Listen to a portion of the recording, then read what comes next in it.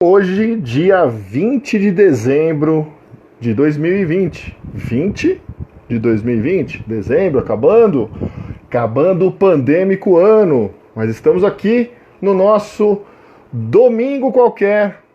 Marcelo Lima está aqui, ó, já dando um joinha para ele aqui, um acenando. E chegou o nosso grande convidado de hoje. Ele é um ouvinte do Esporte Acontece. Ele está sempre com a gente. Amanhã de número 30 do Esporte Acontece.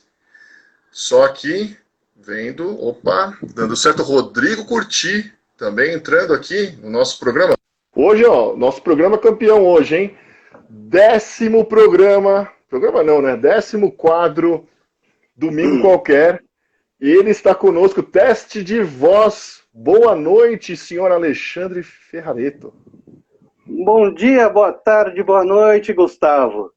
Tudo muito bom? Muito bem, muito bem. Estamos aqui, ó. Rodrigo Curti também está aqui, ó. Dá um acenar para Rodrigo Curti. Estamos no nosso domingo qualquer, dentro aqui do canal do Esporte Acontece. Domingo qualquer, a gente sabe, eu sempre falo para vocês, fiquem sempre espertos que em um domingo qualquer a gente pode ganhar ou perder.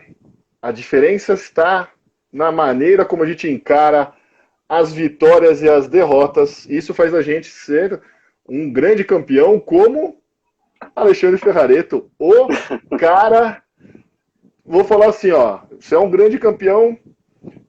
Temos alguns outros esportes que a gente pode falar, mas tem um esporte aqui que você domina, que é o tênis de mesa. Muito bem-vindo. Vamos lá, fala aí, Alexandre. Boa noite. Na verdade eu sou um praticante recente do tênis de mesa, né? Que também muito conhecido como ping-pong. Né? Quem nunca jogou um ping-pong na vida, na escola, né? E existe uma diferença, assim, entre ping-pong e tênis de mesa, tá? Falam que o ping-pong é aquele praticado pelo pai, pelo avô, pela avó, ou na escola, né? E que o tênis de mesa seria já o esporte mais consolidado, tá? Como prática desportiva. Mas isso daí, no meu ponto de vista, é uma questão irrelevante, né? Porque o que importa é o prazer que o esporte, né, leva para a pessoa, né? E o tênis de mesa é muito legal, porque é um esporte que pode ser praticado pela criança, pela pessoa mais idosa e, sabe, pela pessoa que tem alguma deficiência, pode ser uma reabilitação, tá? Funciona como reabilitação de algum trauma, de alguma fisioterapia também. Então, é um esporte verdadeiramente completo. Eu sempre tinha ouvido falar que a natação era um esporte completo, né? Que falam que mexe braço, perna, tudo mais. E o tênis de mesa é um esporte completo também, porque ele foca, né? Mexe com o seu foco, mexe com a sua atenção, né? Ele combate, hoje em dia existem estudos que falam que o tênis de mesa combate o mal de Parkinson, tá? Que combate o Alzheimer. Por quê? Por causa dessa atenção que você tem que ter na bolinha, né? Dessa rapidez de raciocínio, você tem que ter uma rapidez de raciocínio. Dizem que o tênis de mesa só perde para o xadrez, assim, em nível de estratégia e atenção, por ser um esporte dinâmico. Tá? E aí ele ganha na questão da mobilidade e aí do suor ali, da transpiração e da atividade física também. Então por isso que ele é um esporte bem completo, né? Excelente, né? Você verdadeiramente sua a camisa, né? Você num momento você sua a camisa verdadeiramente. Então você perde muitas calorias. Como atividade física é excelente. Tá? Recomendo. Temos que jogar aqui no Atmosfera, aqui, estamos próximos aqui, a 3 andares de distância, estamos nivelados aqui. Temos que jogar, precisamos colocar uma mesa nesse condomínio para jogarmos assim que voltar os bons tempos aqui, criarmos um campeonato aqui, mas você vai ter que ser, você não vai poder fazer família com o pessoal igual te fazia na escola. Com leite. É café com leite. Você não vale, pô, você joga muito bem. O tênis de mesa, né, na pesquisa que eu fiz, eu achei interessantíssimo, porque ele entrou como um esporte olímpico na Olimpíada de Seul em 88, mas ele já era um esporte paralímpico desde de Roma 60. Então é interessante. Desde a primeira Paralimpíada ele já está dentro. E você disputa os campeonatos pelo clube, pelo Ituano, né? Isso, pelo Ituano. Você é um federado, né? Sua federação está dentro do clube ituano. Então, só uma explicaçãozinha rápida. Existe a Confederação Brasileira de Tênis de Mesa, que é a CBTM. Tá? Como existe no futebol a CBF. E nos estados existem as federações. Então, essa camisa que eu estou não é a camisa do São Paulo, porque não sou, né, São Paulino, sou corintiano. Mais um maldito corintiano do meu lado, que eu só tenho um corintiano do meu lado, não aguento mais isso. E o pessoal fala assim, quando eu uso a camisa e saio por aí, eles falam, oi, São Paulino. Então, aí eu fico, não, São Paulino? Virei São Paulino, da Seleção Paralímpica do estado de São Paulo. Do estado de São Paulo. Então, eu jogo pelo clube Ituano, sou federado, faz 3 anos que eu me federei, eu sou um atleta paralímpico. E aí agora eu queria que você explicasse, né, a relação na Paralimpíada, não só no tênis de mesa, mas, né, na Paralimpíada como um todo. Não, antes dessa explicação, eu queria passar um comentário, que eu faço esse comentário nas aulas de design universal. Uhum. Que para mim, eu posso estar falando uma bobagem, se você achar que é uma bobagem, pode falar, você tem a liberdade para me xingar ou para concordar à vontade. Eu pessoalmente acho que não deveria ser separado a Olimpíada e a Paralimpíada, deveria ser os jogos deveriam ser uns jogos só, em que você tem categorias, por exemplo, de peso na Olimpíada e as classes na Paralimpíada e disputando. Então poderia ter os 100 metros com barreira, ou os 100 metros, né, os 110 com barreira, ou os 100 metros, e aí depois está tendo uma classe de baixa visão, e tudo misturado. Na minha opinião, deveria convergir para um jogo só, em que as categorias, né, de peso e as classes deveriam ser a mesma coisa, assim, passar essa impressão. O que você acha? Muita bobagem que eu estou falando ou não? Existe uma dificuldade de logística, na verdade. Tá? Por quê? Né? Quando ocorrem as Olimpíadas, os atletas olímpicos utilizam os apartamentos dos atletas, tudo mais. E as Olimpíadas ocorrem em determinado período. Tá? O que ocorre? Os atletas paralímpicos utilizam essa mesma estrutura. Ou seja, após as Olimpíadas, ocorrem as Paralimpíadas. Sim. E os atletas paralímpicos utilizam esse local que foi utilizado pelos atletas olímpicos para se acomodarem. Os dormitórios, né? Os dormitórios. Então, para ser uma Olimpíada e Paralimpíada junto, teria que ter uma estrutura, eu acho, talvez maior, né, para comportar todos os atletas ao mesmo tempo. E os atletas paralímpicos, existem, assim, questões de mobilidade. Tá? Claro que quando você faz as Olimpíadas, toda essa estrutura já está pronta lá. Mas é uma questão de logística. Poderia ser feito, mas eu acho que demandaria um esforço maior pelos organizadores do esporte. Poderia pelo menos mudar o nome, aí virava um jogo só, e poderia, né, manter o calendário. Pelo menos, vamos sugerir isso aí pro COI, vamos sugerir isso pro pessoal lá. Então, acho que é uma questão de estrutura, né? Mas quando existe vontade, você move o mundo, né? Então, quem sabe, em questão de marketing também, né? Sim. Você que é professor dessa habilidade de marketing e tudo mais, é muito interessante, porque você consegue dar mais visibilidade, porque geralmente ocorrem as Olimpíadas, tá? E depois essa audiência cai, né? Para as Paralimpíadas. Se fosse uma questão, uma jogo situação só, unificada, seria, né, uma questão de, sei lá, de visibilidade maior. Vamos começar a movimentar isso aqui a partir do nosso papo. Olha que loucura aqui, hein? Mas é verdade. Vamos lá. Agora me explica a questão das classes, né? Principalmente no tênis de mesa, que é o seu esporte. As classes vão de 0 a 10, né?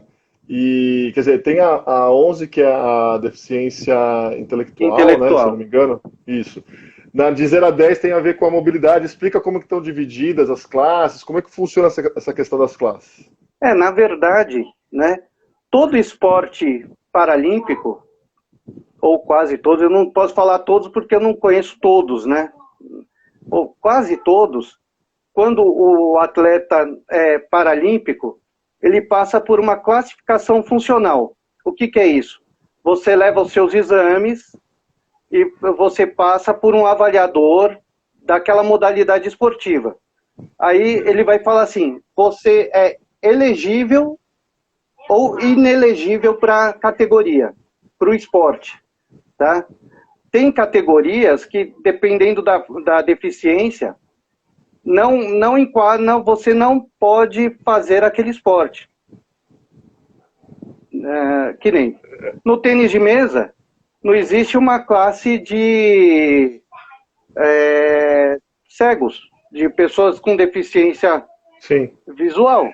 Que seria a classe S, se eu não me engano, né? Então, na natação existe essa possibilidade. Por quê? Por características do esporte, né? Então, tem certas situações que não comportam que aquela pessoa, apesar de ser deficiente, né, ela não é elegível. Ou a pessoa, às vezes, tem uma deficiência tão pequena. Eu uso óculos, você também. Mas isso não quer dizer que você seja um deficiente visual. Aí você fala, não, eu vou tentar ser elegível para o tênis de mesa. Eles vão falar, mas Gustavo, qual que é o seu problema? Eu tenho miopia. Tá? Mas qual que é o seu grau de miopia? É 0, não, você dentro existem critérios, tá? Daí vão te avaliar e falar, não, você não é elegível por esporte, você vai poder praticar esportes, o tênis de mesa olímpico, não paralímpico. Então, só para não me alongar muito nesse assunto, no tênis de mesa existe da classe 1 a classe 5, que a gente fala que são os cadeirantes, tá? Que não andam. Tá? E depois de 6 a 10, que são o que a gente chama de andantes. Quanto menor a classe, 1, maior a deficiência. 10, menor a deficiência. Então, antes de quando você inicia, né, ou quando você inicia, vamos supor, como ping-pong, você não é federado, não existe classificação nenhuma, porque você não faz, você pode até, a gente chama de rachão, né, nos clubes, bate-bola, tudo mais, não existe essa necessidade, tá? Quando você começa a fazer parte desse mundo da federação, aí você é obrigado a passar por essa classificação. E um classificador vai falar se você é elegível, inelegível e em qual classe que você se encontra. Tá? No meu caso... E isso também tem um detalhe, né? Não é uma coisa fixa, né? Tem as reclassificações, né? Sim, né? Existe, no início da sua vida esportiva, você passa por uma classificação, durante o ano, você passa pelas competições e eles vão te observar. se você realmente faz parte daquela classificação ou não, né? Após um ano é consolidada essa classificação. Existe um aval. Olha, realmente o Alexandre, no meu caso, eu sou classe 7. Tá? Uhum. Aí durante um ano, você tem que participar das competições, e Sim. aí existe um aval da confederação, olha, realmente esse atleta é classe 7. Mas existem classificações nacionais e internacionais. Tá, então... Você chegou a ser classificado como 8 no período ou não? Ou eram os campeonatos que não tinham 7, você jogava junto com 8? Como que funciona? Isso. Ocorreu isso, né? Só contando um pouquinho para o ouvinte ou para o telespectador aí, né? A minha deficiência, eu tive paralisia cerebral de nascença, nasci de 7 meses, que afetou a mobilidade e a coordenação motora. Eu tenho problema na coordenação motora e nas pernas, né, de movimentação. Então, dependendo da situação, você fala assim, pula de um lugar ou sai correndo, eu não vou conseguir. Sim. Entendeu? Mas para o tênis de mesa você consegue se movimentar para lá, para os lados e para trás, para frente. Ótimo. Né? É isso que eles olham no momento da sua classificação. Né? Se às vezes você pode ter problema nos braços, nas pernas, não ter o AVC, né?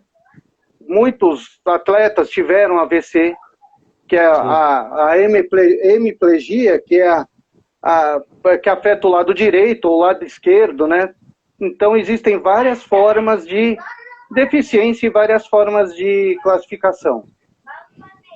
E a gente conversou também, né, o caso, né, que aí também tem aquele outro lado, né, quando um atleta que é um fenômeno dentro da sua classe começa a destoar demais, e muitas vezes, né, o caso do Clodoaldo era puro mérito dele, né, ele tem as duas pernas dele, ele não tem movimentação nenhuma, ele é um cadeirante. Sim. Só que os braços dele são fantásticos, assim, e ele teve que competir, ele foi reclassificado às vezes próximo de Olimpíada, tal, que aí também tem a questão política, né, das outras confederações, olhando e falando, não, esse cara aqui, pô, ele não tem movimentação, né, os membros inferiores dele são totalmente, não funcionam, mas ele tem uma habilidade tão grande, né, a natação libertou tanto ele, né, da cadeira de rodas, que ele é ele foi várias vezes reclassificado, né, pelos órgãos, pela Federação Internacional de Natação, né? Isso, geralmente ocorre, né? E existe essa questão política de começar a incomodar, porque as confederações e as federações, as confederações internacionais e tudo mais, elas podem observar o atleta, né? E falar assim, opa, esse atleta não é essa classificação. E entra com um pedido para reclassificação. Né? Isso é normal. Tá? E existem também, uma regra que existe hoje pode não ser uma regra no futuro.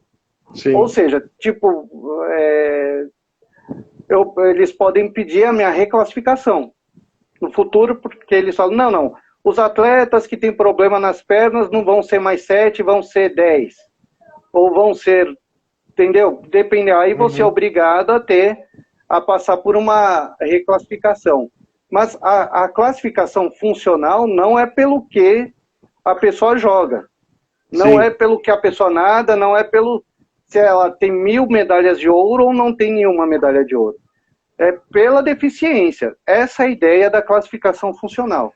É como, por exemplo, no judô, a categoria por peso, né? Essa questão, né? É uma categorização a partir da mobilidade. Sim. Agora eu quero te perguntar, nesse ano de 2020, você estava ali com tudo, em 2019, ganhando medalha de equipe. Outra coisa que eu achei legal, né? Que também na Paralimpíada foi primeiro a ter os campeonatos por equipe, né? Porque na Olimpíada, no tênis, ele demorou para só individual masculino e feminino e duplas masculino e feminina, demorou para ter equipe, né? Demorou, né, digamos, desde o começo. E aí outros pontos que eu achei interessantes, né? Como nesse ano, sem ali a convivência dos treinamentos, como tem sido para o atleta esse ano terrível aí?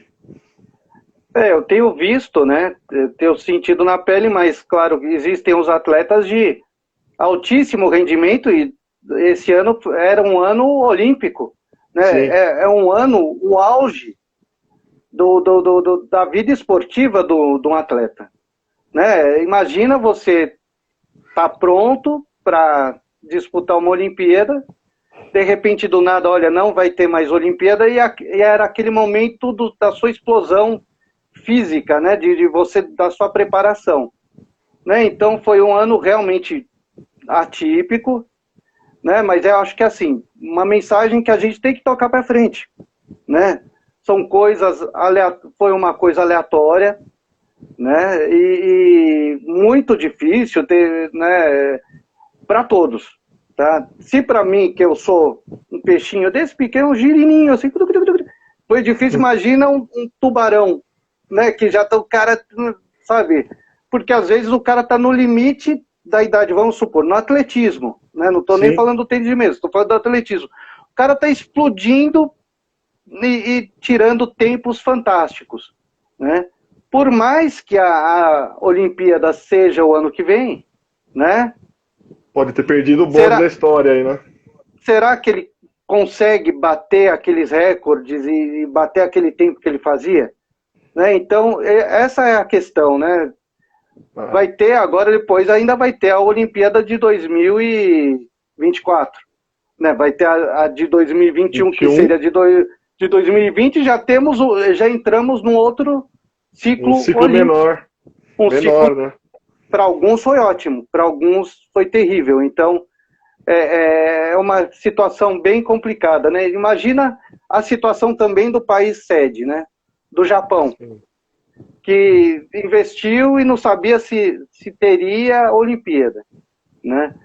E falando do nosso Brasil, né?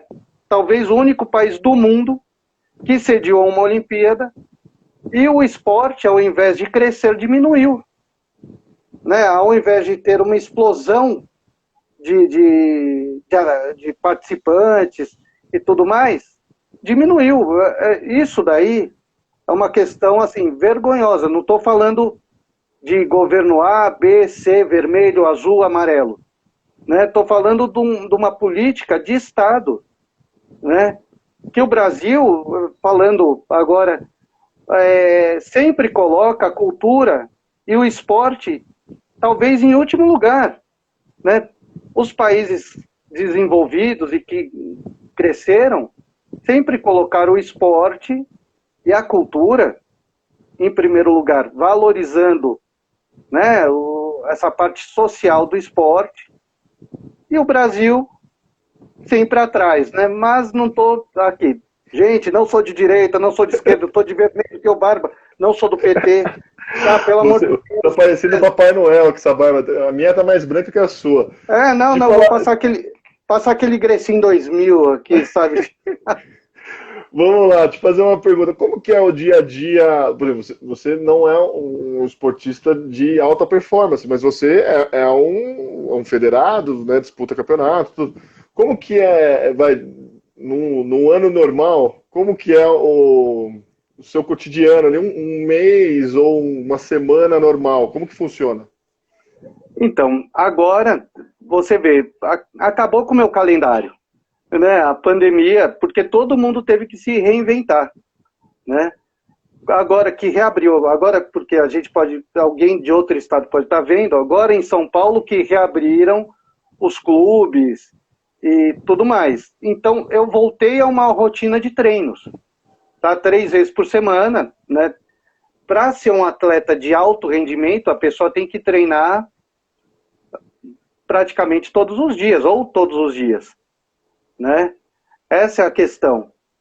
Então, é muito difícil, né, as pessoas se manterem porque não dão incentivo ao esporte, tá? ser esportista ou ser atleta no Brasil, de tênis de mesa ou qualquer modalidade, é muito difícil. Né? Então você tem que acabar conciliando a vida familiar, a vida do pessoal mais jovem, a vida escolar, né? Provas e tudo mais, com a sua vida de esportista, né? Que não é fácil. A escola não vai falar. O garoto que pratica tênis de mesa e está na... Ainda existe a 8ª série? É assim que se fala? Eu não sei. Vai até a nona, agora vai até a nona. Na 9ª série, vai fazer o vestibular. Existe vestibular ainda, né? O vestibular é no terceiro do médio agora. Oh, também continua, o terceirão continua. Continua igual, o terceirão. Ah, tá. Bom, ele tem uma competição, a escola não vai falar, olha, gente, eu tenho, só se for uma escola que entenda a situação e tudo mais, mas dificilmente, tá, tudo bem, você vai fazer a prova antes ou depois, porque você é um atleta, né? Os Estados Unidos descobriu isso, né? Que é uma válvula de escape, a pessoa tem que ter boas notas, não é só ser esportista, é para manter suas bolsas e jogando nas ligas, né? Nos Estados Unidos a pessoa tem que ter boas notas, tá? Mas eles entendem, olha, realmente o cara é esportista e ele faz a prova depois. Aqui no Brasil, né? Até no programa, dois domingos atrás do Domingo Qualquer, a gente conversou com o Caio Fagundes, mora lá em Miami, e ele contou, e também num dos primeiros programas, o segundo programa, se eu não me engano, também a gente falou com o Diego Senra, que contou como funciona a NCAA, e também a questão, por exemplo, o nosso quadro Domingo Qualquer, ele surgiu a partir de falar também do futebol americano e como funciona, então, na sexta-feira seria o nosso colegial, que joga, no sábado as faculdades, as universidades, e no domingo os profissionais. Então, como até disse o Diego um dia, ninguém pisa no calo de ninguém ali, todo mundo tem o seu... E é um funil mesmo, né? Também participação local, os condados, as cidades, elas abraçam o time do colégio, o time da universidade, da região, e isso faz com que também gire a prática esportiva como a formadora também, né, do cidadão. Isso que a gente esperaria que qualquer país minimamente vocacionado a ser continental, né, tivesse como um plano base na sua estrutura de Estado mesmo, a prática esportiva e também a prática cultural como fonte de base. Mas isso daí, um dia, a gente torce muito, mas a gente não tem muita certeza se isso um dia a gente vai acabar vendo, né?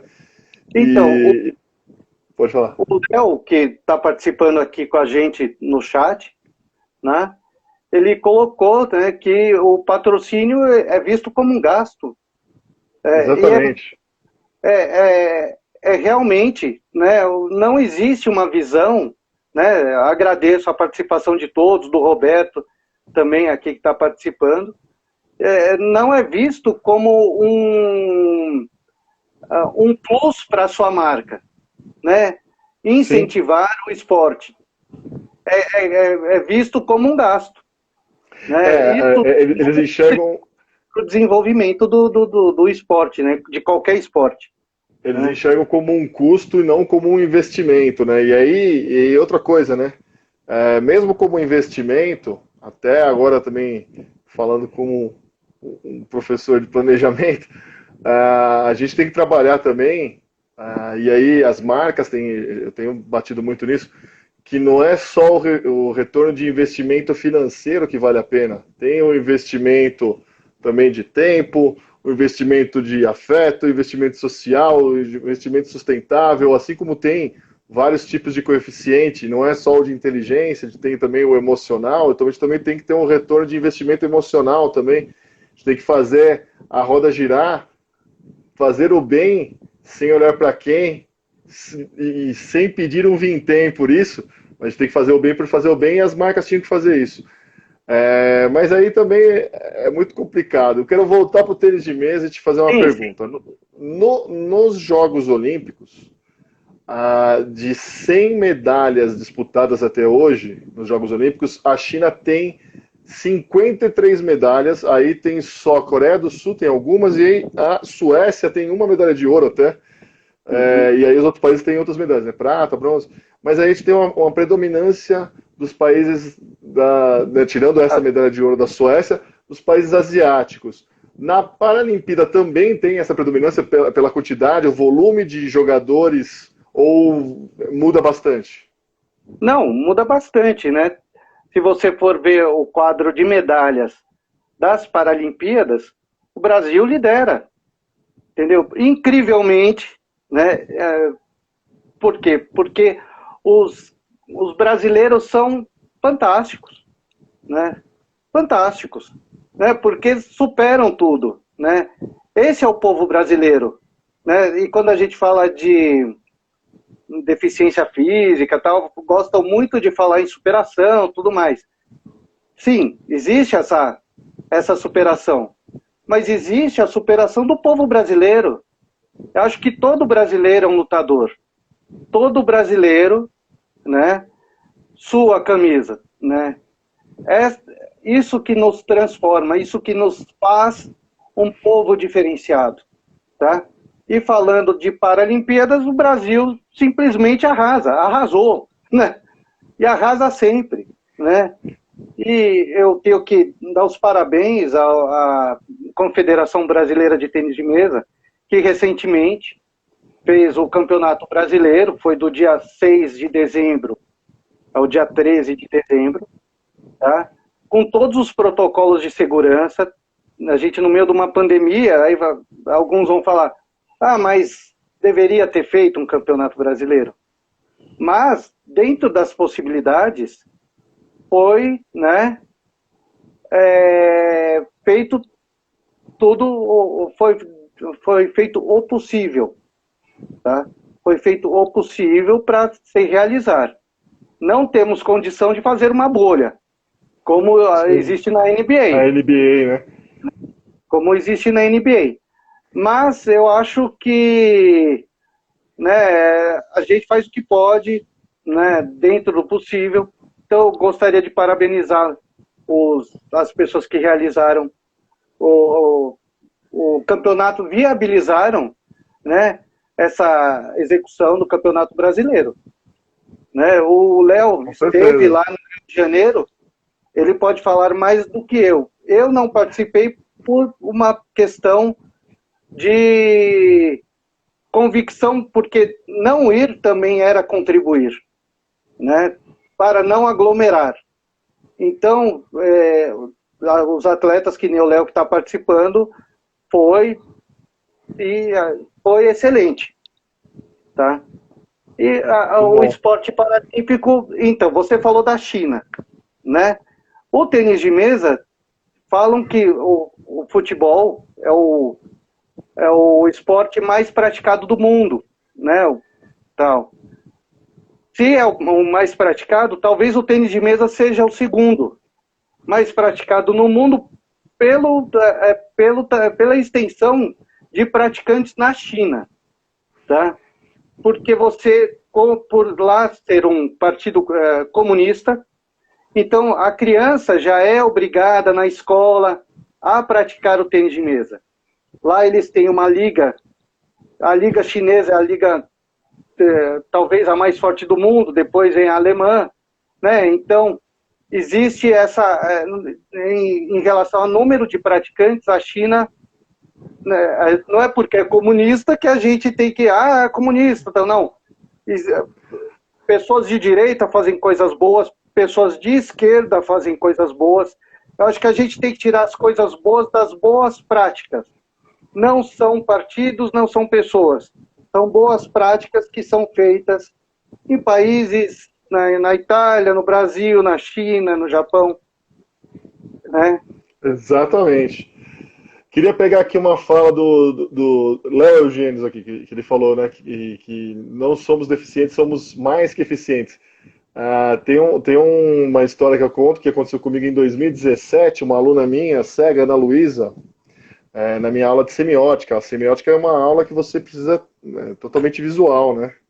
E aí eu fui avisado um minuto antes de entrar na sala que eu tinha uma aluna cega.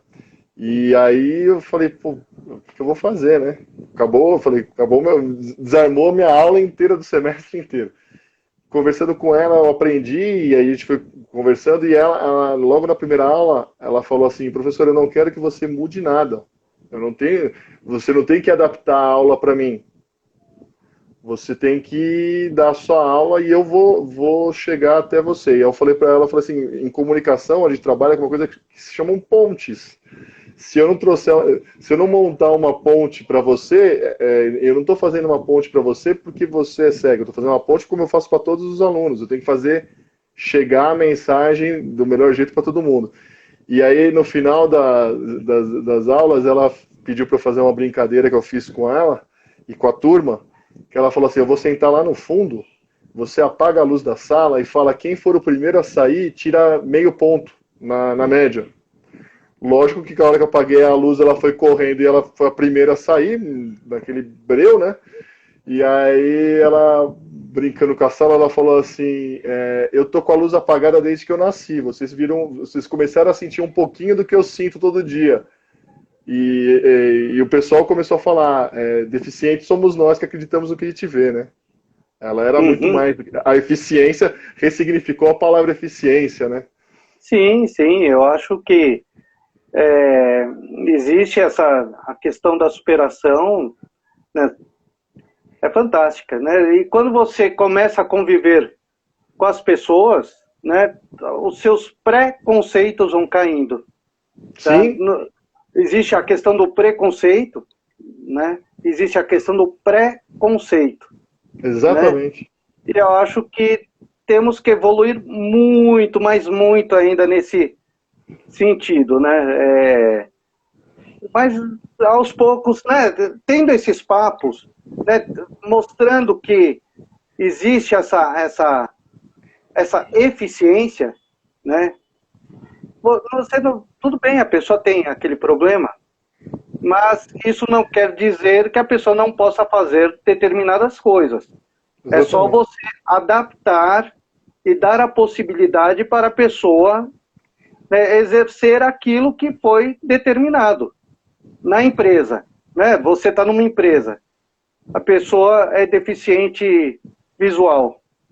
Mas como ela vai usar o computador? Existem mecanismos hoje em dia de voz e, né, que a pessoa consegue mexer no computador como se não tivesse nenhuma deficiência. Tá? Mas você tem que dar o instrumento para a pessoa desenvolver. Tá? As pontes, né? Como eu comentei. As pontes. É só baixar essas pontes para as pessoas fazerem a sua jornada. Só dando um recado aqui para o Roberto, nosso amigo Roberto. Este é o Domingo Qualquer do Esporte Acontece. Você vai, daqui a pouquinho já vai pro ar aqui dentro do... Segue aqui a gente no Esporte Acontece, no Instagram, no IGTV, vai ter esse vídeo inteiro. Na semana, com essa semana de Natal, não sei, o senhor Rodrigo Curti, me ajude.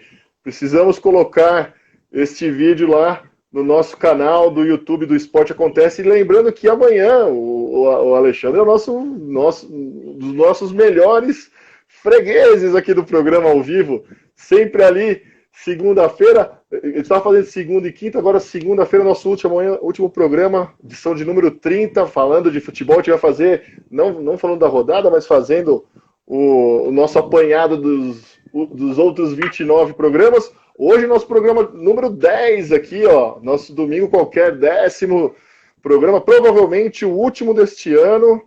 Olha aqui a moral. Olha a responsabilidade, hein? Que aí eu devo voltar, não no fim de semana que vem, no outro já, talvez aí com um programa aí, o 11º aí com um trio. Vamos fazer um papo em trio aqui, vamos tentar tecnicamente ver como é que funciona. Sem spoiler, não vou falar, hein? Não vou falar. Né? Mas vai ser divertido. O entrevistado é bem divertido. E a ideia, então, Domingo qualquer, a ideia é a gente sempre bater esse papo, porque domingo qualquer, sim, o filme do Oliver Stone, grande filme sobre futebol americano, a ideia era de começar a falar de outros esportes para além do nosso futebol, mas sempre acaba falando, esses corintianos que eu convido toda hora aqui, tá louco, viu? Roberto, precisamos chamar os palmeirenses para conversar, aqui que tá difícil. Mas a ideia de trazer vários esportes, hoje a gente falou aqui, tênis de mesa paralímpico, tênis de mesa olímpico, com Alexandre. Alexandre, manda o seu salve aí para todo mundo. E vamos já falar aqui, ó. A atmosfera precisa de uma mesa de ping-pong aqui, pra gente poder jogar. Aí, Roberto, anota aí, Roberto. Tem mesa de tênis de mesa. Quero mandar um salve aqui pro Vitor, meu amigo também, que está acompanhando o programa. Gostaria de agradecer muito ao Gustavo, tá, por dar esse espaço para outros esportes, né? Que é muito importante, tá? É muito importante a gente falar de outros esportes.